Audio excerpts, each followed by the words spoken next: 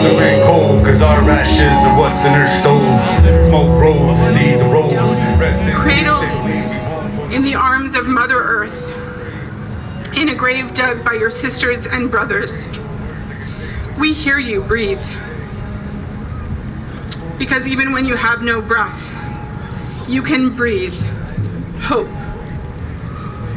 We hear you breathe truth, hope, and peace. And in every breath I take, I will breathe truth, hope, and peace. The church, our youth, weren't you? We knew that they tried to bury the proof, but the roots of the ancient spruce that they cut held you close like a blanket. Smelly when the flowers in the forest so fragrant, our tiger lilies so orange and brave. Come aboard justice, and it ain't just us. Got the whole world backing us up.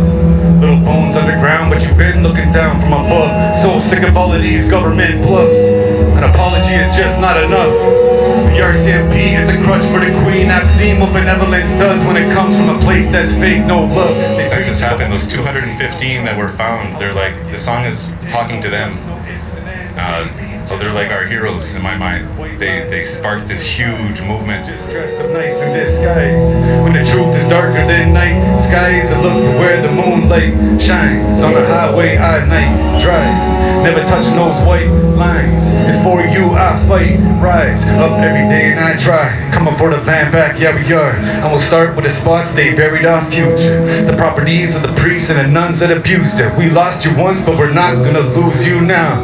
Your memory's gonna be written down. We'll find peace in knowing you're found. In sweet release we will cry out loud. So hurt and so proud. So hurt and so proud. And even though we know that you're home, still gonna find each bone.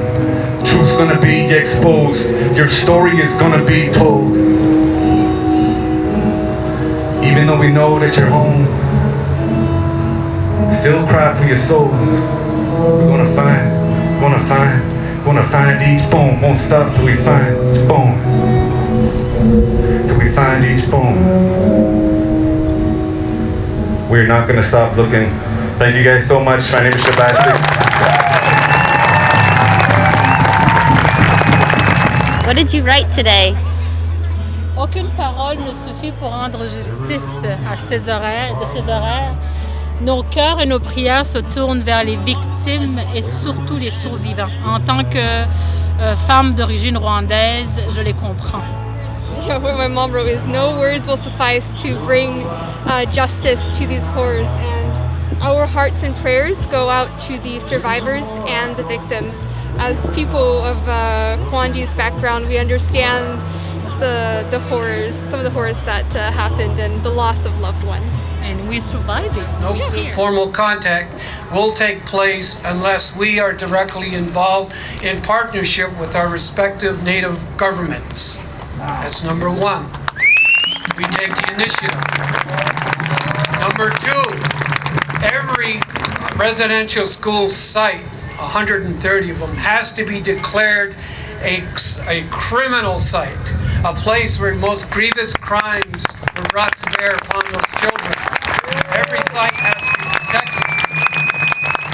And the forensic abilities, the forensic anthropologists, the police, the investigators have to work with us in partnership to identify those grave sites and to apply our most sacred ceremonies to those children that are still in the ground, and to arrange for their identification and subsequent repatriation back to their respective communities.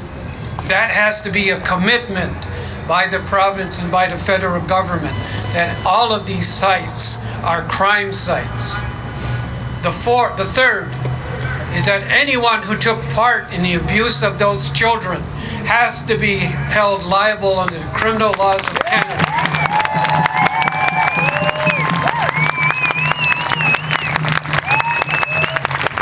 Age is not an excuse. Age is not a defense. Age is not a cover. Like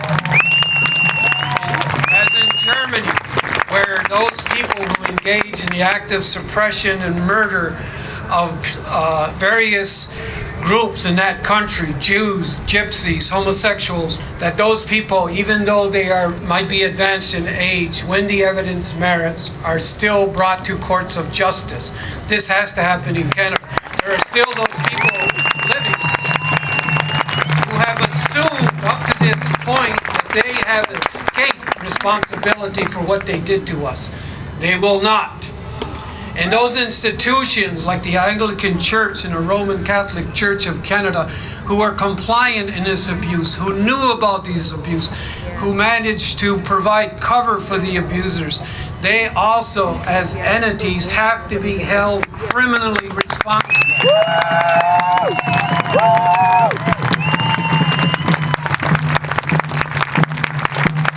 We were denied this under Truth and Reconciliation plans. Nowhere in that document does it say that those abusers shall be held responsible for their actions.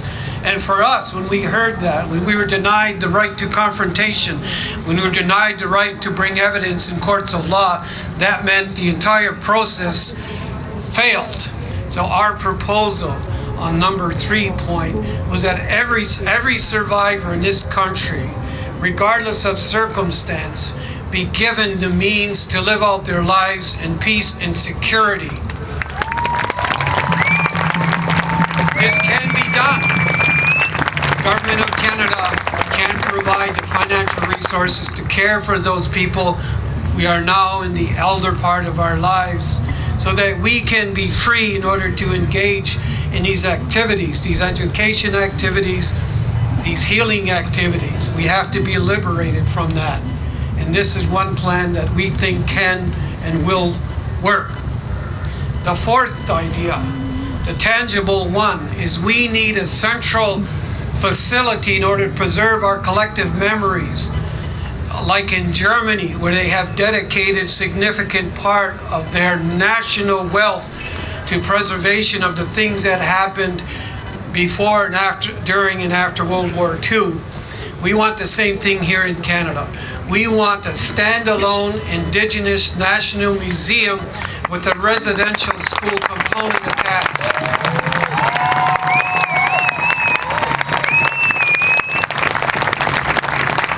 We will not be put into the Museum of Culture and Canadian History. We will not be shuffled off to some other corner. We need our own facility.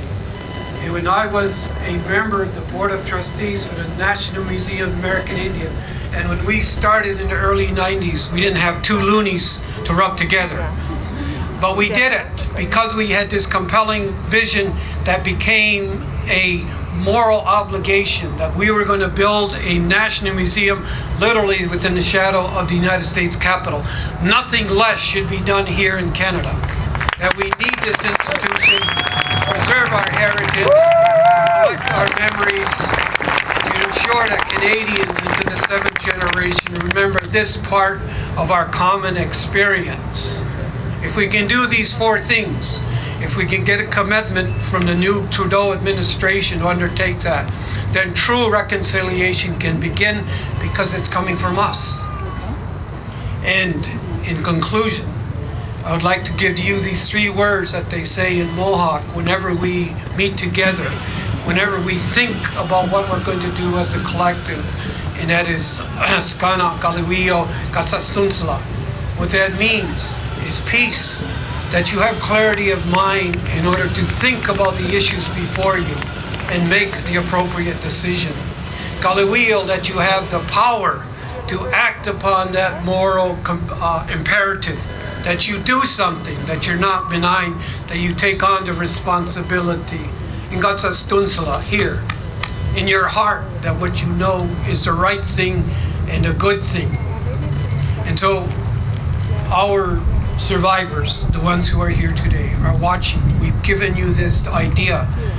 The spirit beings who are with us now, our leader spirit being Joey Commanda and his family, are here with you now. Do what's right by them. Do what's right by this Canada, this country, and let us achieve truth and reconciliation as a united people. Nyankoa.